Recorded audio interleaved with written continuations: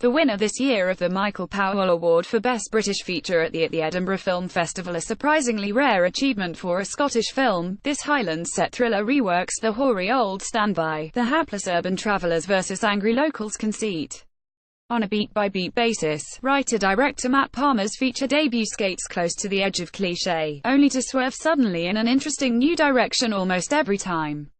It makes for a work that feels simultaneously familiar and fresh, just like a good, solid bout of genre tweaking should do.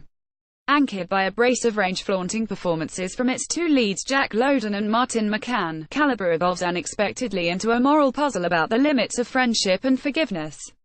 Just when you might expect Palmer to break out the fake blood, the film goes unexpectedly, and quite literally quiet, after a somewhat plodding first third. That's a point worth stressing should you consider watching this on Netflix. Given on that platform, it's so much easier to skip on to something else if the opening 10 minutes of a film fails to grab you.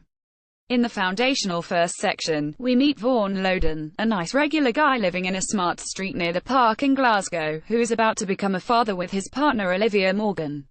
Up for a bit of mock macho maneuvers before the onslaught of parenthood, Vaughan agrees to go on a deer-stalking trip in the Highlands with his friend Marcus Michael Fassbender looky-likey Martin McCann, a chump from the boys' boarding school days who now makes serious bank in the financial sector.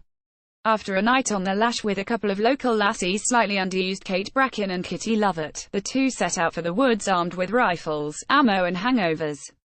That's where it all goes horribly wrong, and this is definitely an instance where saying much more than that would spoil the ensuing surprises that give the film its impact. Suffice it to say, that most of the rest of the movie involves Palmer twisting the knife in the wound as the characters try to disguise their guilty cold sweat and nausea that isn't just a result of alcohol poisoning. Jack Lowden and Martin McCann in Calibre, Photograph, and Binkerbank, Netflix. Among more thoughtful flourishes here is the way Palmer plays with the notion of debt and investment. The locals, led by hailfellow Logan, the redoubtable character actor Tony Curran, are troubled by the community's economic misfortunes and keen to draw Marcus and his imagined oodles of capital into shoring up the area financially. And so they lavish the young visitors from down south with hospitality they can't refuse, no matter how eager they are to get the hell out of Dodge.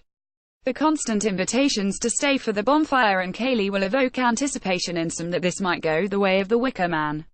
Another welcome departure from expected form is to have the way the film emphasizes the cultural, international divide between urban and rural Scots. A duller, less imaginative movie might have made the unfortunate but self-centered visitors Englishmen or blokes from abroad.